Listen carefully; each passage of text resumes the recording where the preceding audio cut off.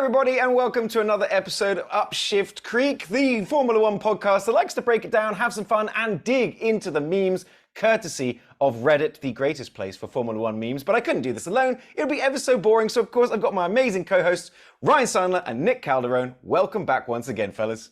Zoom, zoom, bitches. Great to be here, fellas. A lot of racing. A lot of racing this weekend. Oof. There was. We just got done watching the Hungarian Grand Prix, and we'll get to that. But let's just get immediately into it, because the big news everybody was talking about, apart from Nick de Vries, was the welcoming back of the Honey Badger. Daniel Ricciardo is back, and honestly, you could have it was almost insulting to Nick de Vries that the moment it happened, Formula One's social media was like, Nick who? Look, Danny Ricciardo's back. They send him back to the minors? Does he go back? Does he just go back to F2, or I don't know? I don't even know who that person is anymore. Once he's off the grid, you're out of my life. You're dead to me. Danny Rick's personality gets him so far, because I'm going to have a very popular, unpopular opinion and say, I don't think he's that great. But of all the drivers, he's the most I'd love to hang out with and drink share a beer with, And that's why I think he's got a seat again. Seriously, yeah. if Max Verstappen had half the personality that Danny Rick has, it'd be a different F1 group. I'd watch Daniel Ricciardo read the dictionary. He's so charming. He'd go, we'll all be swear words because he's Australian and he's Danny Ricciardo. Exactly. Yeah, you're overselling it. So you're saying he could charm the pants off a snake? Yeah, sure. Yeah. All right. Well, sign me up. Honestly, Nick, it's not an unpopular opinion, I don't think. I mean, there were a lot of memes joking about the fact of yay, Ricciardo's back, and then during the race, inevitably he's going to be at some point last place or something like that. So everyone was like, okay, we're going to go down that. But yes, so the threat that has been there, we speculated this at the beginning of the season that, they had Danny Ricciardo in the background, sort of basically sharpening his knives and looking at Perez's seat and looking at de Vries' seat. And the thing is, it happened. And it was unsurprising because it's Red Bull and AlphaTauri, but also disappointing because de Vries is not a bad driver. He won Formula E, you know what I mean? He's a champion. Yeah. Just couldn't make that car work. Well, can anybody? Because not to jump ahead, but Danny Rick didn't have a stellar performance this week. He didn't have a stellar performance, but he placed 5 places higher than his teammate, which is something de Vries never did. So, and he's not been driving for a while. You even heard Brundle going, I bet his neck's tired about now, because he's just been out just making videos for Red Bull for the last sort of 10 weeks or more. Yeah. Well, get me into qualifying, Ollie, because Danny Rick did some things there that we could kind of, talk about a little bit. Well, I'll tell you what. Before we even get to qualifying, we've got to jump back just to the first practice session where not 10 seconds after Danny Rick gets on the track, Perez puts it in the frickin' wall. Oh my God. I watched that Friday morning and I was like, oh man, this is not how I wanted to start this weekend. I really was kind of hoping we could just gloss past that. I really was hoping we could just forget. It was so long ago. It was Friday. It's fine. Forget about it. It was the internet, Twitter, Formula Dank, and my phone compared to all of my Formula One loving friends, you included. My phone was just, everyone's going, oh my God, Perez has crashed already. Oh my God, it's a red flag. Everyone was quoting what's his name from The Wire, where they just went shit. And we all felt it. None of us wanted it to happen. We were hoping okay, maybe he can turn it around. And then that happens immediately. And we're like, God, it's fine. It's fine. That shows that Checo was really pushing the limits, trying to find the edge. He found it, and now he knows where he can't go. He found that edge. He found the edge of grass. Yeah. He found the edge and drove right into it. That's great.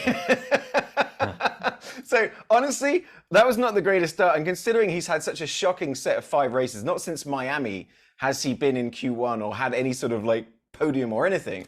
So that didn't seem great. But yeah, let's get into qualifying, because it was interesting, because they tested out their new sustainability rule, which was you're only getting 11 sets instead of 14. I know Nick's got plenty to say about this. We'll get to it. But I heard them doing the math on the broadcast. It means we've got 3,800 less sets of tires over a year, which is okay. I get it.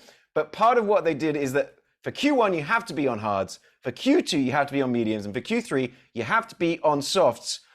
I thought it was quite interesting. It certainly seemed to mix things up. What do you guys think? Was this the first weekend they did that, or did they do that last weekend? And they bumped it up, right? They were planning to do this later in the year, but they bumped it up to this week for some reason. Look, I didn't hate it, but if you're going to, it's just the hypocrisy is just kind of funny.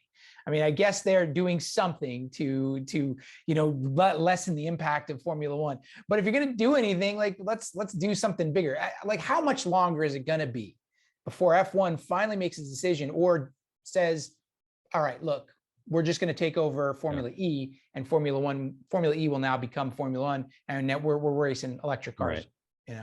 I keep seeing that, like that net zero 2030 banner, and the numbers keep changing and going up. Like, no, it'll be for 2040, 2050, 2060. Or if you're going to fly to North America, do the North American races while you're here. Yes. That would be, when it comes to sustainability, that, I think that it would be much smarter if they would do all of the European races, all of the Asian races, all the American races. Because I remember it used to be Singapore and Malaysia would be back to back, and it was only a 3-hour drive up the motorway to go and do it. You know what I mean? Makes sense. So I would call that. Now, interestingly enough, we were all wondering, and practice sessions gave no indication, because Red Bull came with improvements and everyone basically shat themselves. We're like, wait, come on. No, what, you upgraded too? You're allowed to do upgrades? You son of a bitch. So, but then all through practice, there's just total sandbagging going on everywhere. No one knew who was fast, who was slow, until we got to qualifying. And that's when it got interesting, because the Alfa Romeos, fast. Because they're really good in slow corners, and this is nothing but slow corners. So Alpha's like, yes, we got this. But the McLarens, fast. The Mercedes, fast. In fact, during Q1, the top 10 at one point were only separated by half a second. Just show how much everyone's caught up. Because of the tires, man, obviously. Yeah. Well, qualifying was fun.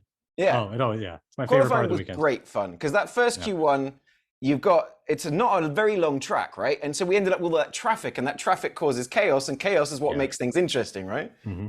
It was so funny. You see Joe at one point he was in 5th place or 4th place. And I was thinking of that meme where, like, where am I? Yeah. I'm in danger. Can you imagine? Right. Can you imagine what some of the other drivers were thinking too? Like, what the hell is that Alpha doing up in Q3? Couldn't believe it. Yeah. I'd like do the classic, like rub my eyes to make sure I wasn't hallucinating. Yeah. And meanwhile, Aston Martin's probably thinking, what the hell happened? Like, that's our place. What are you doing? Right. Yeah. Big time. It's like Aston Martin forgot their Aston Martin and remembered that the Aston Martin from last year. That seems to be what's going on. Q1, what got most interesting was that last year's pole sitter, Russell, got himself caught in traffic. That the replay, did you see that? The sort of gentleman's agreement of, well, we're all in place. And like 3 people just went round him on the last corner. I'm like, wow, you just got cucked by everybody on the field. Well, Ollie, you're coming hard at Russell here. You just said he got himself in traffic. At the end of it all, Russell was blaming the team for putting him in that position and saying we shouldn't have been there in the first place. And I don't blame the other drivers for leapfrogging me. I'd have done the same thing. Right. Well, even Russell, he said, well, look, at the time of day, we're all racing each other. So, there's only so much that you can trust other people, or, it's whoever finishes first finishes first. It's like, you ain't first, you're last, man. Yeah. Is there a reason, and I'm probably answering my own question here, but is there a reason, like when they start each qualifying section, why don't they like stagger each car like they would in a rally race, give them like a minute and a half to just go out there and do their lap and not be in traffic? Kind of what they do in Indy, right? Indy kind of does that.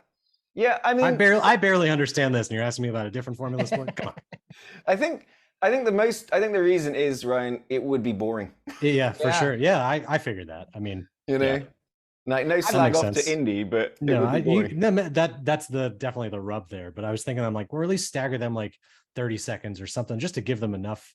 But then I get like they can still use DRS in qualifying. So I mean, you have that too. So they need to rely on the drag of the cars in front of them to gain a bit of an advantage there, I guess. There's some of that strategy at play, and I've thought about what you were saying too, Ryan, and I think, and I hope this doesn't happen. I think we're gonna have, and I said this before, I think we're gonna have a serious incident in qualifying at some point. I think, we're getting so close, and we're really, obviously everybody puts a lot of trust in these highly skilled drivers, But we've seen a number of occasions where things get pretty dicey, and it is exciting. But I'm not wishing anything. I think if we do get an incident, that's where we'll see a change to the rules where you start sending cars out in predetermined intervals. Yeah. I mean, it's kind of, I do like the randomness of it. It's the thing about it is like sort of Ryan, is that they all do that technically. They sort of, you just see the Red Bulls try to get out in front, but everyone tries to create space for each other. But it's when you have a problem like a lap getting deleted by track limits, and suddenly you've got 5 guys that all need to get a lap in, and there's only 20 seconds left. That's when it becomes, all right, let's just go. And that's what makes it so enjoyable to watch. It really is a toss up. Like, you never know what's going to happen. The last 30 seconds of each qualifying round, seeing everyone kind of like jump up is when I'm standing in front of my TV screaming. Yeah, no, for real. I mean, this is a great qualifying. So we lose Russell. He's out, P18. He was last year's pole sitter, like I was saying. We get into Q2. Lando goes top. Verstappen, he gets a track limit. So he now has to go out and find himself another lap. And then a lot of drivers, it's coming down to that last moment. A lot of them. So that's like Q2 right at the end was kind of like you were saying, Ryan.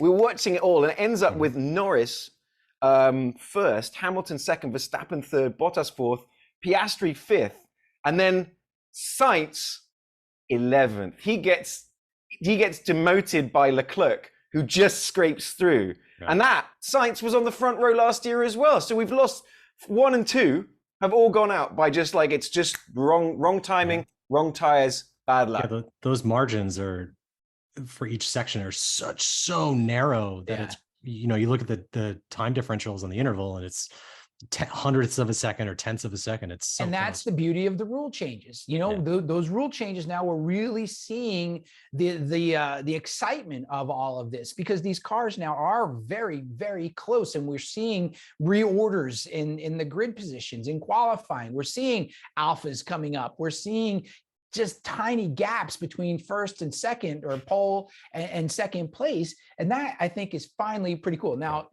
you've got the anomaly, who is Max Verstappen, but who? Exactly. Is that guy you never see on the screen during races because he's just too far in the front. I like to think like I eternal sunshined him, so he's just never part of the race, and I'm always excited every weekend. I'm like, who's gonna win today? It's gonna be someone. But the sad reality is that's not true. Nick, let's talk about a couple of people that I think you wanted to mention, because you're saying Q2 also went out. Danny Rick in 13th. How did you feel about his qualifying? I mean, look, the AlphaTauri is a bit of a pig, and I don't know who could drive that car much better. Danny Rick's a good driver. I just don't think he's the Messiah that some people believe him to be. Who knows? Maybe I'm wrong, but I don't know. His personality takes him a very, very long way.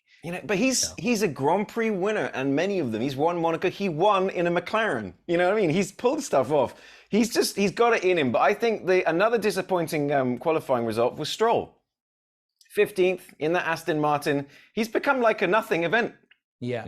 Well, if you want to talk disappointing qualifying, so you've got Perez now, who finally makes it to Q3 in 9th. Yeah. So, well, that was a kind of it was a semi hard on right there. You're like, oh yay, Perez gets to 3rd, but kind of a limp performance to wind up in 9th. He barely squeezed. He was edging his way through. Yeah.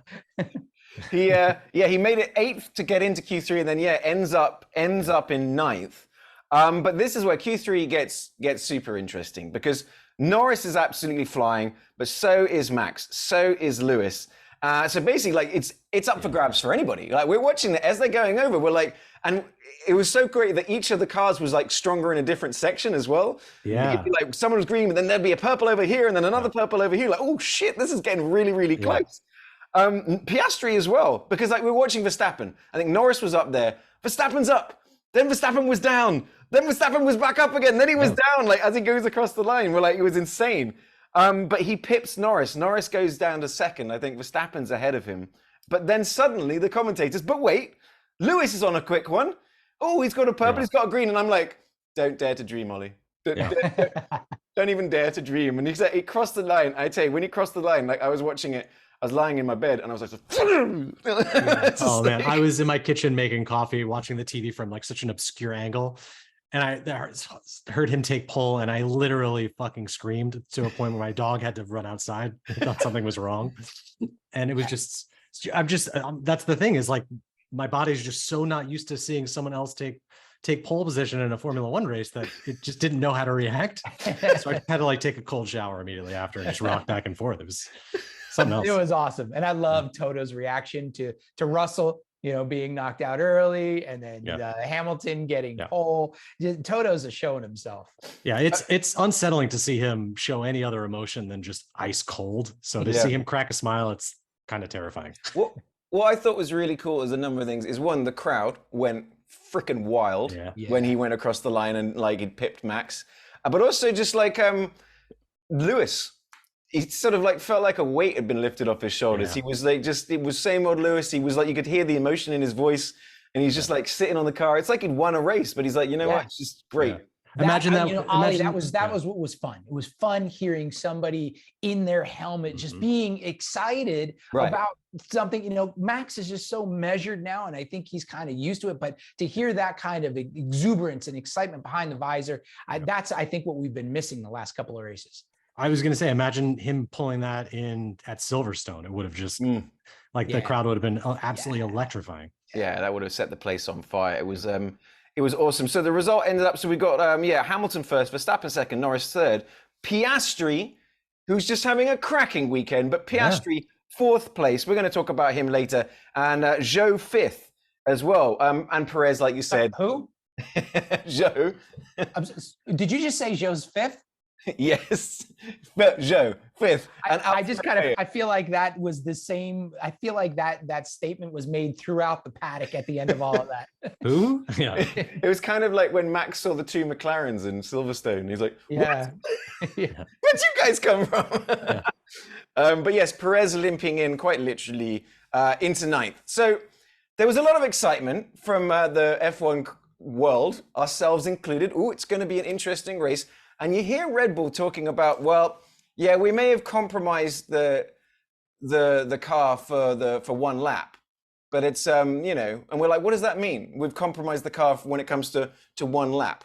Well, then the race starts and we go, oh, because they may have compromised it for one lap qualifying, but they have perfected that car for race pace. Because the race starts and everybody goes flaccid immediately because Max is up the inside. In the blink of an eye, Lewis is down to fourth. But the best part was Piastri's second. And I'm like, go, kid, go. Yeah, he placed his car absolutely perfectly. That was such a great start to see. Of course, you didn't want to see Hamilton tumbling down the order like that. But it was still an exciting start. But the masochist in me was hoping Hamilton would take out Max on that first turn, and you'd see a McLaren 1-2. Oh, you weren't the only person. Yeah. Everybody was wishing on monkey's paws, and they were rubbing their lucky rabbit's foot. And they were just go on, anything. But actually, the big drama was happening by that fella that was in fifth, Zhou. Clearly, he had lag on his connection. He was playing F1 2023, or he just he felt uncomfortable at the front, and he thought, you know what, maybe I'd feel more comfortable at the back. That was scary. It was almost like he forgot to take the parking brake off. It's just he just sat still. I was waiting for him to go in reverse. It's like, oh wait, I go.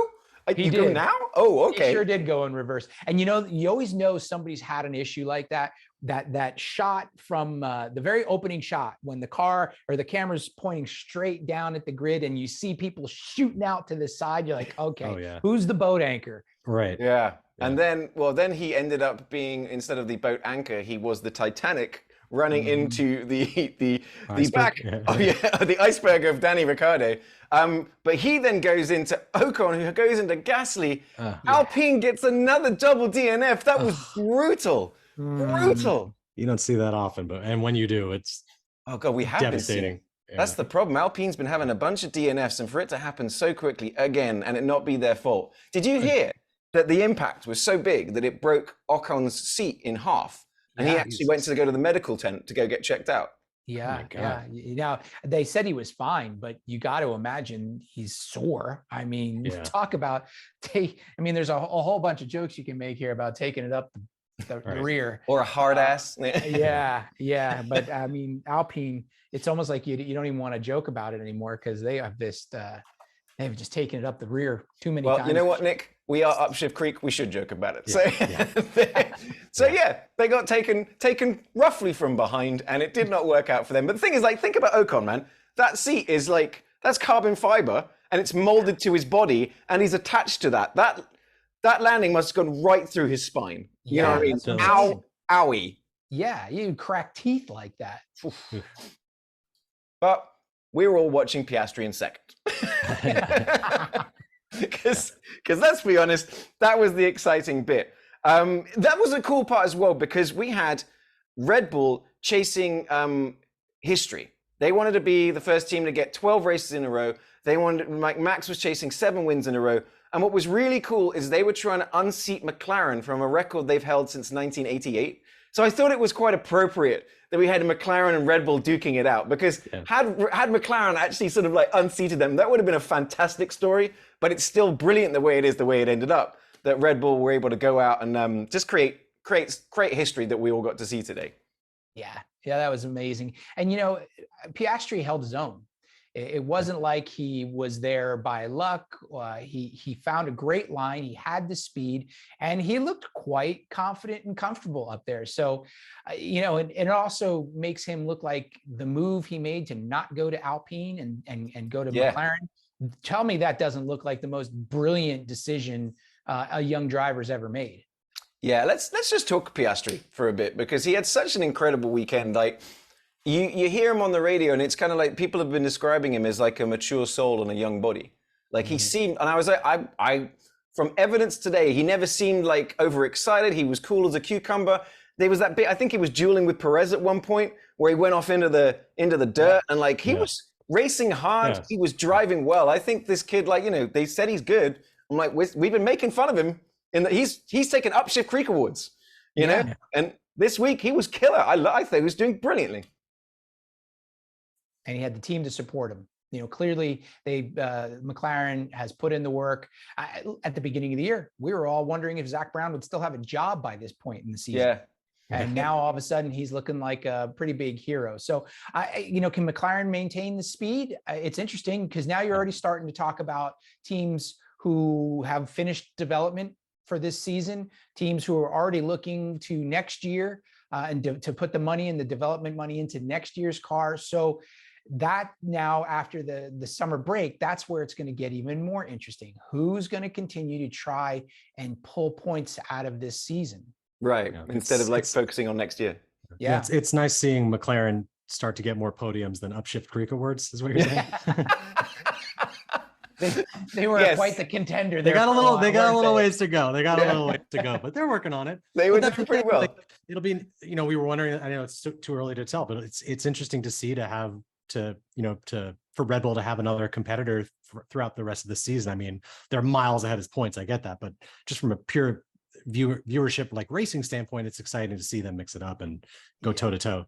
Well, we can't get too excited because because by the time the first pit stops came around, Verstappen was already a full pit stop ahead of second place. I'm like, they were even joking about it. They could do a half speed pit stop and he could still come out in front. Yeah, and like Brandon was like, he could do a little dance. Max gets out of the car and he just stretches. He's like, I gotta get back. Didn't he win by didn't I hear, Ollie, he won by a record time or something like that? He was 33 seconds clear at the top.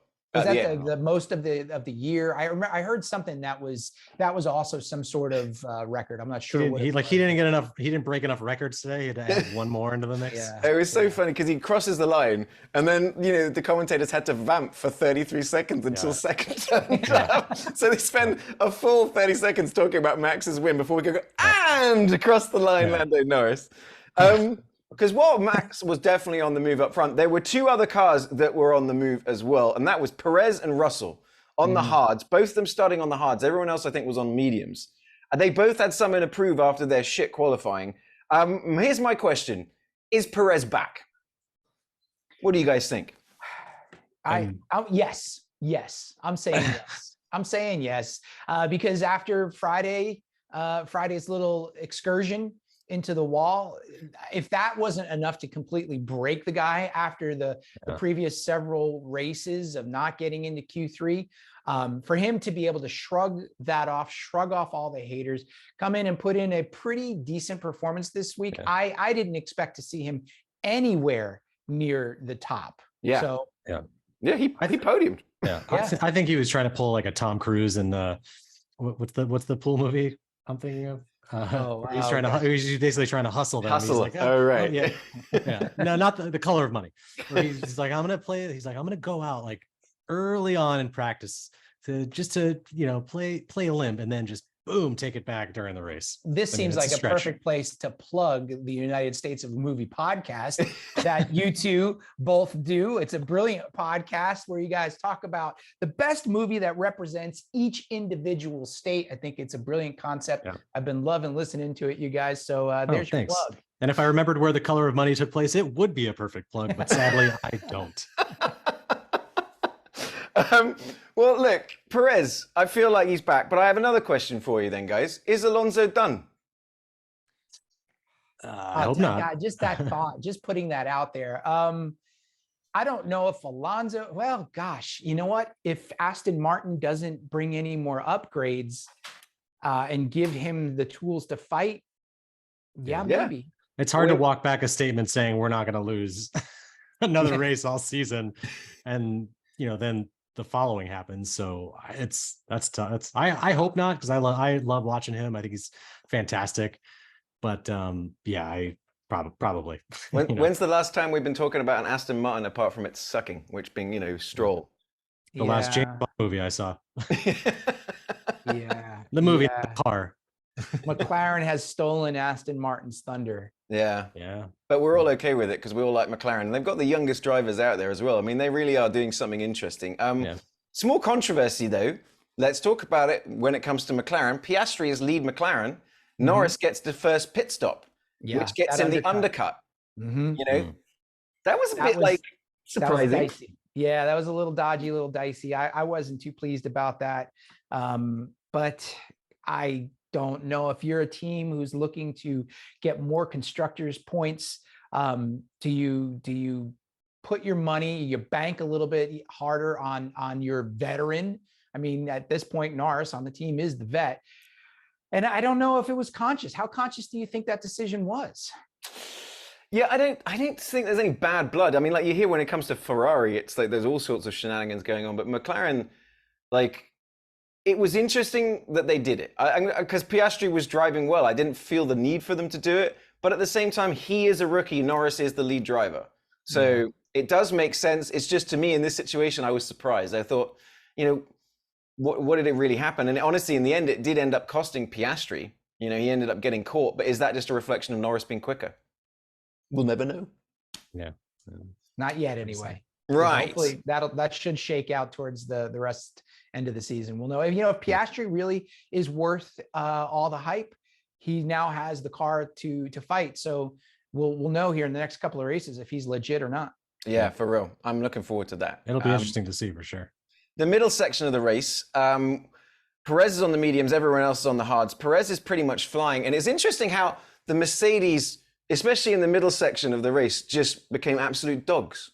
It was like they just completely weren't working. It was something about whatever the fuel load and whatever the tires were, they weren't doing very well. Perez actually came. That was a pretty cool part when Perez and Russell were dueling for it. And Russell, Russell did, I almost literally peed myself because he went up the inside in a way that no one should have. Placed his wheel right there, and how they didn't touch, I do not know. Great driving from both drivers. Yeah, that was awesome. I love that. That's that moment. And it does, you listen to Hamilton after the race, and he talks about how the Mercedes is still carrying a pretty big wing compared to especially Red Bull. The downforce that they need starts to lessen as the car gets lighter with the fuel load. So they, when you really, for Ryan, and I'm talking to you and maybe some of the other folks who are still learning all the intricacies of the strategies and how things can change over a race. I think that's where, Max is winning a lot, but I think that's where Formula One really can be fun when you understand all of those different little nuances and how things can develop over a race. When you think about fuel loads and tire strategies and all that, it's exciting. So what you're saying is each one of those cars, it's like the perfect sandwich. You know, you need the perfect amount of bread to meat to vegetables to mayonnaise to sauces and things of that nature. Changes and as when you need it. And when it comes together, you know, you take a bite out of a sandwich, all the shit flies out of it. You don't want that. So you want like a perfectly balanced. I get it. You got to balance, right? You now, got to make sure it's good to the last bite. Now I perfectly understand Formula One.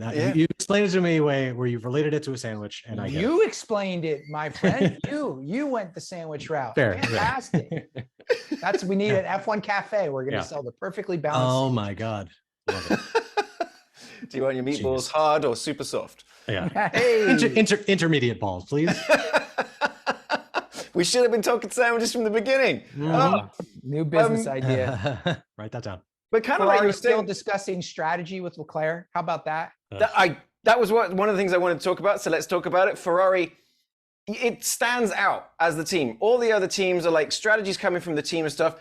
Ferrari, the drivers are deciding their own strategy, and Ferrari goes, please and thank you. It's very, very strange to me. What do you guys think? I think it's very, very strange, Ollie. It reeks of the problems that Ferrari continue to have with strategy. The fact that they, and I don't know all the ins and outs of the team itself, but have they cleaned house with strategists? Have they really reevaluated? Because, you know, for a couple of races there, it's kind of funny. Oh, you know, Ferrari screws up on their strategy, but it seems like they're getting it wrong race after race after race after race. And to the point where now Ferrari, the team itself, has become a joke. Yeah. Well, so Nick, what you're saying is that all of the other teams are going to get a really good sandwich, but Ferrari, the drivers are going to Subway and they're telling them how to make that sandwich they want a particular way.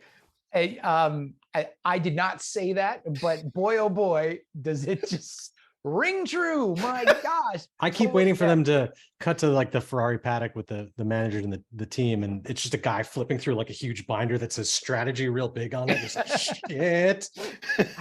Because it's strange, isn't it? I think what's happening is they're both like a lead driver. You can hear frustration in Leclerc every time he's talking. You can hear annoyance in Sainz. And like I said, they're just going, no. What do you? And they go, how do you feel about plan B? What's happened is Ferrari, the strategists have gotten it wrong so many times. The drivers are just saying, no, this is what we're doing. Right. I'm on track. And the power shift now has definitely been almost cemented, where you're hearing Sainz and Leclerc calling the shots because the strategists on the pit wall have either gotten it wrong so many times that they don't know what the hell they're doing anymore. And that's what you've got. And it's none of it's working. No. Because you got Ferrari outside of where they should be. Yeah, I mean, it's like, what do they discuss during they must be so frustrated. What are they discussing? What are they discussing in the weeks like leading up to a race? Like after this race ends, what's their plan for the next race? So, you know, if this keeps happening race after race, like, are they just not communicating at all? Yeah, I really hope Netflix is all over this one. Yeah, because I would like to be in some of these debrief rooms. I want to hear some of these team debriefs. I want to hear from the drivers as well how they're feeling about this, because it seems like a complete, just total cluster. You know what? At Ferrari, yeah, cool. I mean, yeah, I was finding the scene. Here's an example as well. There were some really interestingly slow pit stops. Yes. There was also the fastest goddamn pit stop we've seen for quite some time. I think it was 1.9 seconds. Oh, you literally blink and you miss it. But then also we had Leclerc speeding in the pits. Yeah. Wait. Don't get there yet, Ollie. While we're on Ferrari and while we're just kicking them 9 seconds. 9 seconds for a Leclerc pit stop. 9.7. Like a gun jam or something like that? It looked like, they had to go to the backup gun, which that to me, how does that not work? Yeah. My thing was like, okay, try and do it. The fact that it took him 9 seconds to go, oh, wait, the backup gun. You know, it was my thought, like, wouldn't that have been the first thing you do? Like, I'm sure I'm not the first person to say this, but if you think of like the Benny Hill theme song over each Ferrari pit stop, it makes it so much more enjoyable. It's just, it's too sad. So if you're listening on Formula Dank, make it happen. Yeah, that 9 seconds, that was a killer. Then then they were starting to talk. Oh yeah, that's right. He gets the 5-second penalty for pit lane speed. Yeah, and that ended up paying them because Russell caught the Ferraris, didn't he? When the Mercedes came back to life, he ended up jumping Sainz, but then getting close enough to Leclerc that he leapfrogged both of them, which is like, Russell starting from 18th and the Ferraris having all the advantage they need. For them to get caught and taken by a Mercedes, that was a real slap in the face. Yep. Yeah, I was thinking the same thing too. Look, they got to get it together, and I think they didn't get any trophies this week. However, I might have one I can give them coming up.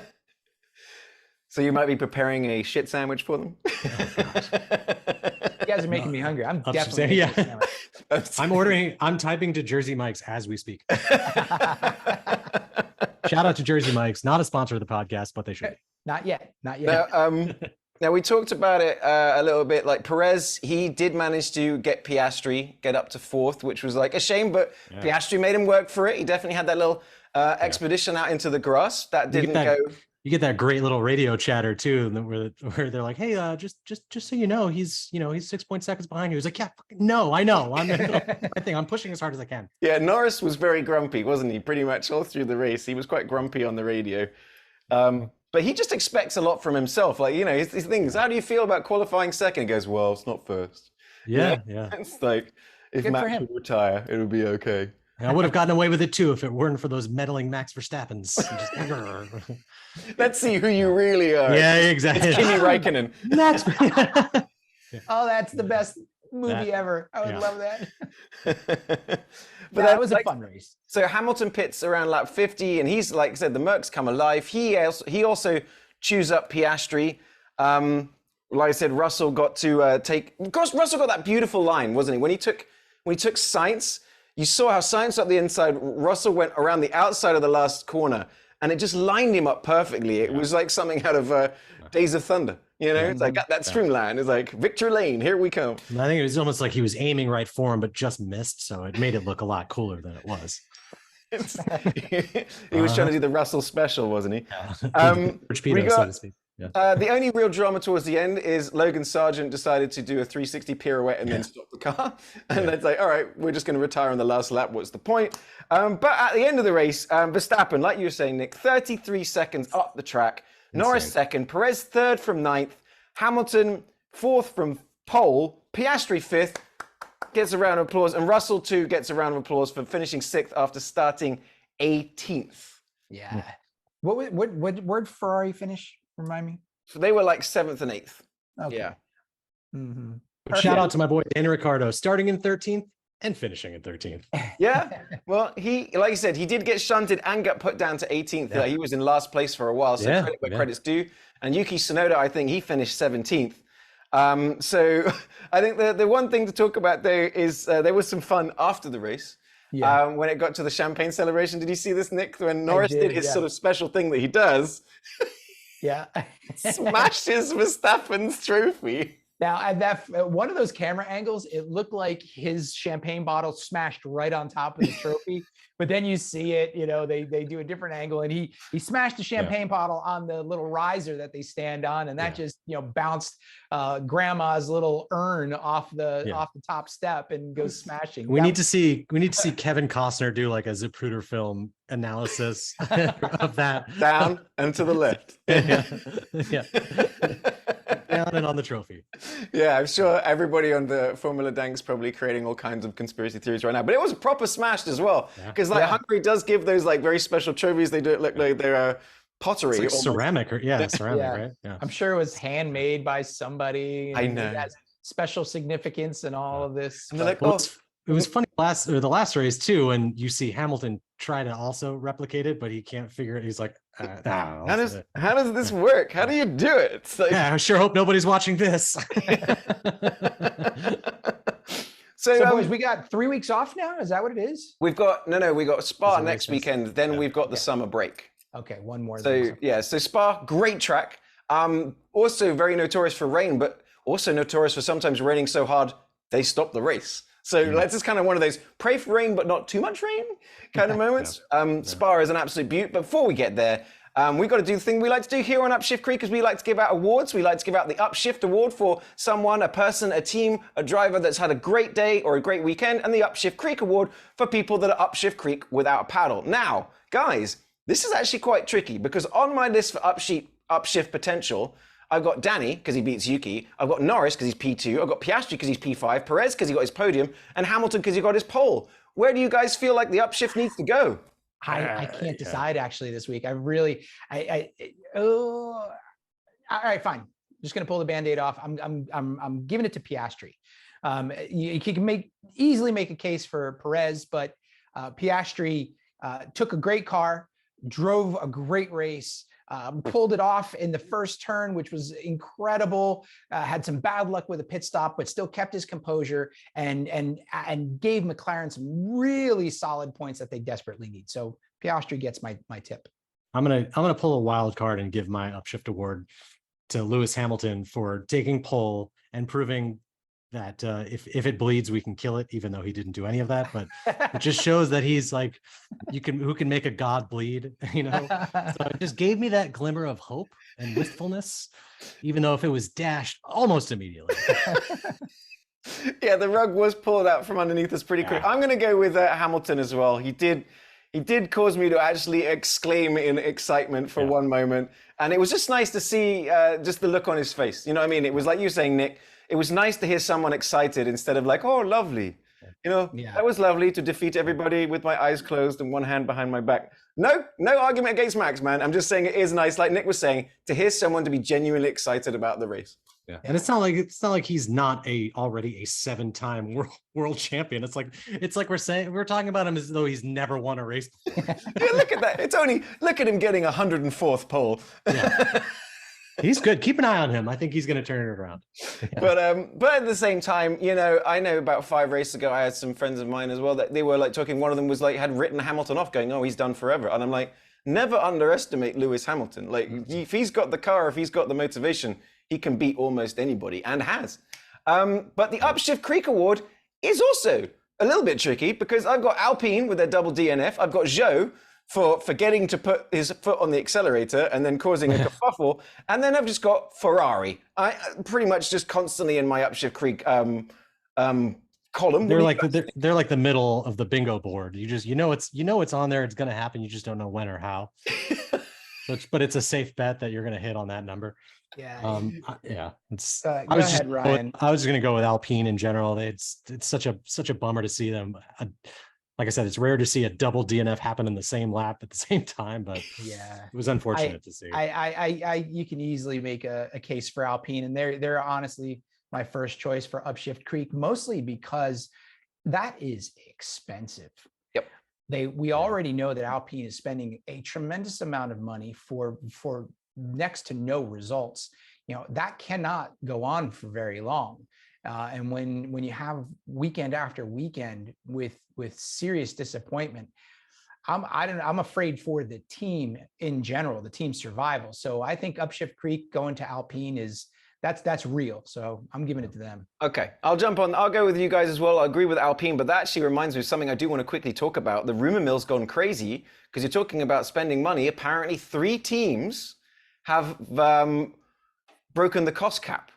Yeah. So, you know, and the rumors are flying. Like, you saw that meme where it was that clip from that Filipino TV show where everyone's pointing guns at everybody else. It's like, it's absolutely bonkers, but it's like, who is it? Who's done it? And my question, I think, just quickly to you guys is, if it turns out that it is a Red Bull, or, you know, if it turns out that it is a McLaren or something like that, what do you think, you know, what should happen? Apparently, it only happens to the previous season's results. You know what I mean? I kind of feel like if you've broken the cost cap, that you need to pay a punishment, and it shouldn't be one that happened in the past. Yeah. It should be happening now. You know what is the punishment? Do they just lose constructor points or driver points? Like, what's the punishment? We're all kind of unsure, right? Because it's kind of a new thing. Right. And Red Bull apparently broke it last year, right. And they were just like, it was catering, it was no big deal, and it seemed like nothing ever really happened with it. Yeah. I also saw something on social media just before we started recording that Red Bull was like, "Ain't us, we came in under, so suck it, everybody." Yeah. Right. I don't know what should be done. It's just too stinky and smelly and distasteful to change a season results a year later. It doesn't, like you say, Ollie, if you're going to penalize them now, really make it hurt. So and at that point, the fans don't care anymore. It's already like, we're already on to the next season, but I mean, right. And I agree with you, like Nick, is like, because the cost cap, even if it was for the previous year, it still paid off the next year. It's still development that you were able to develop on top of. So for me, I'm interested. I'm going to be following that one, as is everybody else, because it's definitely an interesting story. But yeah, I think there should be something that happens. This is the best part though, because we can't move on without venturing into the Dank Zone. It's our favorite place to go after a race. And honestly, we're honestly amazed at how quickly these memes generate. Sometimes it's instantaneous. Maybe AI is already doing it. Ryan, what did you find? Yeah. Meanwhile, we've got a writer's strike, but you guys are working day and night. From the first practice round to weeks before going into these races. It's truly incredible. I can't even do my taxes. Let me see here. While you're pulling those up, Ryan, I'm going to just shower a little extra praise on Red Bull, my team. I'm a huge fan, have been for years. And to see the extraordinary performance and the records that have been broken is fantastic and fascinating. So this happens so quickly. How do they do this? So it's become a new favorite meme if online, is that Max Verstappen has a podcast and some ninja has photoshopped the cool down room to look like Max's podcast. They've got headphones on. Look, Perez has even got like pink ones on or something. It's incredible. This is great. How do they do this so quickly? That's awesome. So it's this week on the Max Verstappen Experience episode, season 22, episode 12. Fantastic. And I tried to order these and as best as I could. So hey, does Max really have a podcast? Apparently so. Oh, I got to go listen to that. How do I not know about that? Okay.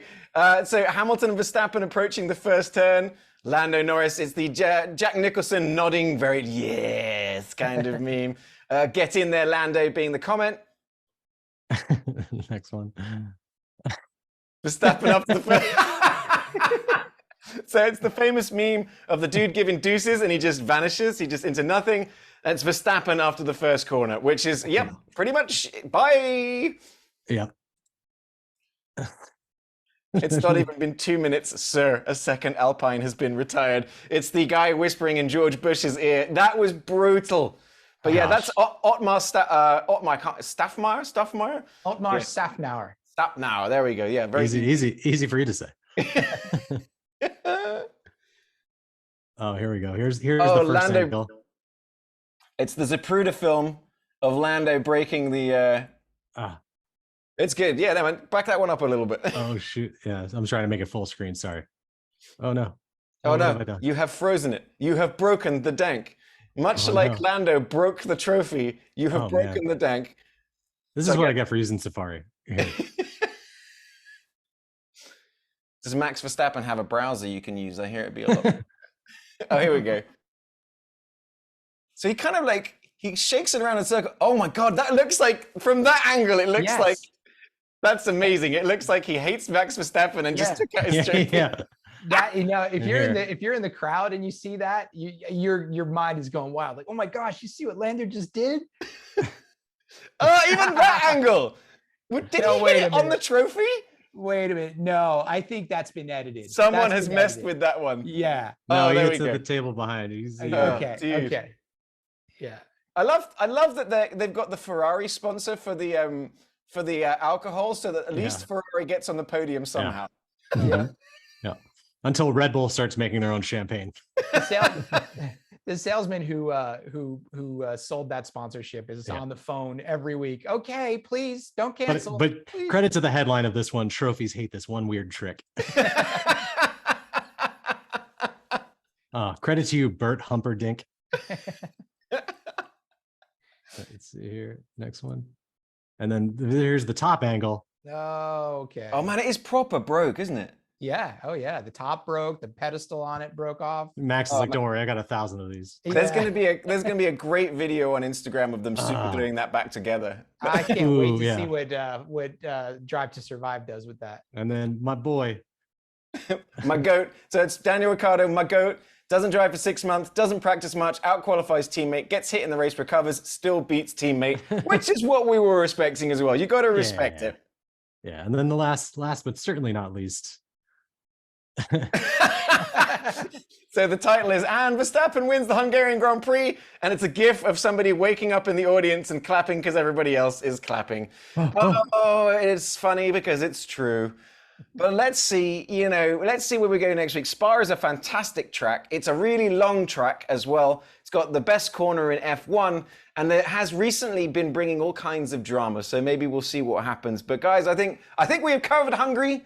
I think we have covered the memes, and we've also figured out that Formula One is making sandwiches. So, and I'll tell you what, after all this sandwich talk, boy, am I hungry. Me too. Hey, do us all a solid, like, subscribe, follow, all that fun stuff. Please. We do have t-shirts available. They're really cool. They're designed by our main man here, Ryan. He did all the design work on the t-shirt. I'm wearing a large premium. It has been through the wash, and it fits like a glove. Yeah, Ryan, where can they find the merch? I believe they're available on they're available on TeePublic. You can find them under Upshift Creek Formula One. And I believe they're also on Threadless under my my username. It's Rhino, RYNO Digital. Yeah, that sounds impossible. Nobody's going to find that. We'll have to put some links. Yeah, we'll post it. It's a lot. I know it's a lot. Awesome, guys. Well, look, thanks very much. That was great chat. We'll see you guys next week for Spa. And to everybody else watching, listening at home, thanks for being for this episode of Upshift Creek. And we will see you next time. Thanks for watching. Nice.